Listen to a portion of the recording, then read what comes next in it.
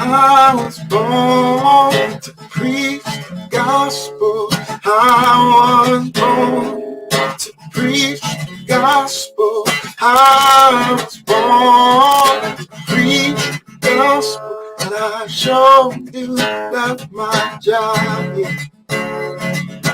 I was born to preach the gospel. I was born to preach the gospel. I'm born to preach the gospel. And I sure do love my job. Yeah. Yes, I really love my job. I'm a disciple that makes disciples that makes disciples. Oh, I'm a disciple that makes disciples that makes disciples. I'm a disciple that makes disciples that makes disciples. Yes, I'm a disciple that makes disciples that makes disciples. I'm a disciple that makes disciples that makes disciples. I'm a disciple that makes disciples that makes disciples. Get firmly rooted. So let's get firmly rooted. Let's get firmly rooted. So let's get firmly rooted. Oh, I'm a disciple that makes disciples that makes disciples. I'm a disciple that makes disciples that makes disciples. I'm a disciple that makes disciples that makes disciples. Let's get firmly rooted. Firmly rooted. Let's get firmly rooted.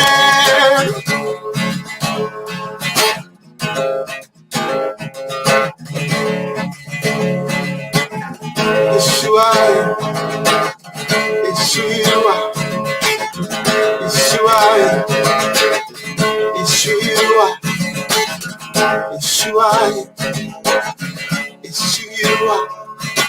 I'm a disciple that makes disciples that makes disciples. We're disciples that make disciples that make disciples. We are disciples that make disciples that make disciples. We are disciples that make disciples that make disciples. Let's keep firmly rooted. Firmly rooted.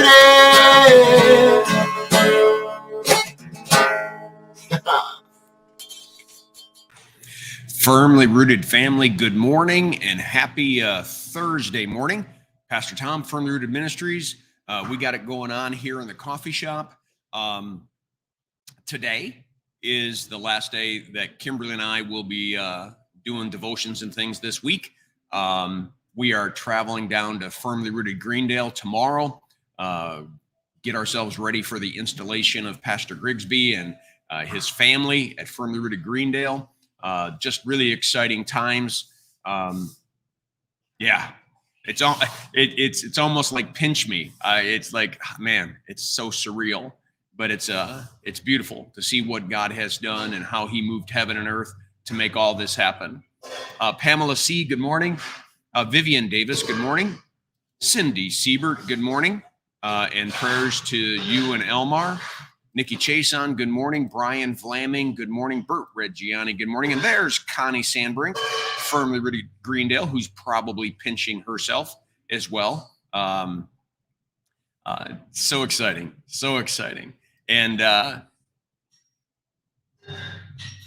Cindy, just want you to know that Nikki is calling for prayers for you and Elmar. My cousin Dave Donnelly, good morning. Oh, there's Cindy saying thank you. Very good. I can catch the communication lines going. All right. We are looking at these woes. Woe to you, scribes and Pharisees, you teachers of the law. If we get through chapter 23, and the only thing that we've done is point at somebody and say, man, they're wrong. Man, I see how stupid they are. We've only done half of the work that we need to do. Jesus always tells us that before we want to try to take the speck out of someone else's eye, we got to remove the one in our own. Each one of these woes invites us into an admonishment to introspectively look inside and see, are we doing the same thing? Have we turned our church into the same thing? Have we done the same thing? Are we guilting people into activity? Are we putting more burdens on people? Are we judging people? Are we not freely proclaiming the gospel of Jesus? Are we getting ourselves so legalistically wrapped up that we've distorted God's word? These are the challenges that we should be introspectively looking at continuously. So with that, you want to know how bad legalism gets? You want to know how bad it gets? You might go beyond judging people, but you might actually kill them. Woe to you, teachers of the law, you Pharisees, you hypocrites. You build tombs for the prophets and decorate the graves of the righteous. And you say, if we had lived in the days of our forefathers, we would not have taken part with them in shedding the blood of the prophets. So you testify against yourselves that you are the descendants of those who murdered the prophets. Fill up then the measure of sin of your forefathers. Oh, I'm not going to do what they did. I will never do what they did. Every generation, I will not do what my father did. I will never be the mother that my mom was, only to be the same individual. Same thing happens in society. Same thing happens in religiousness. God sent prophets to the forefathers of Jesus's contemporaries, and they killed some of them because they just didn't like their message, because their message was contrary to their message. They had developed a message of their own, and now the prophets are saying something different. And so that turned into judgment, hatred, and death. Oh, we would never do that. Hasn't the Christian church got close to that judgment and hatred and maybe even death? And maybe it's not a death of I shoot you or I hurt you, but maybe it's just lack of care and compassion, letting people die, not standing up for those who need to be protected. Oh, there's ways in which this comes back around and bites. But let's prove it. 11 out of the 12 disciples are going to die. Many of them routed up by religious leaders who can't stand the message of the gospel.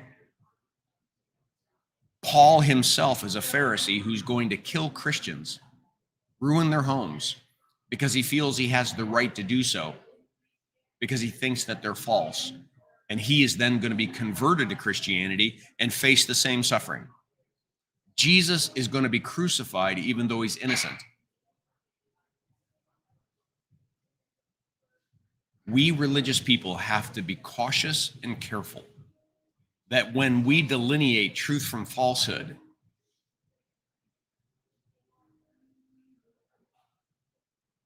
we know the falsehood is wrong, but Satan will tumble us down because it's wrong. Then I have a right to point a finger at you. Because I have a right to point a finger at you, then I have a right to judge you. If I have a right to judge you, then I have a right to treat you differently than I treat other people. And so Bubba tumbles down.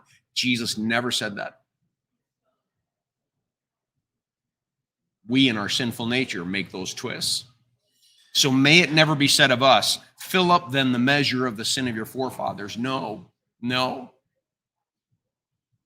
May we always speak the truth in love. May we always be determined to know nothing except Jesus Christ and him crucified. May we always bring to a broken, sinful world a broken and sin-bearing Jesus who sets us free. We got to release captives. We got to break chains, not put them back on. All right, that's what I have for you. I hope that this devotion is a blessing to you. because Kimberly and I are traveling tomorrow, Elder Steve is going to do Rooted Men. Aaron's going to do Strengthening Our Roots like he normally does. And Mr. Jackson is going to be doing the prayer time. So just want you to know that. Again, I hope that this devotion was a blessing to you. Have a great day. Make it a firmly rooted day. And may someone see Jesus in us today. Peace.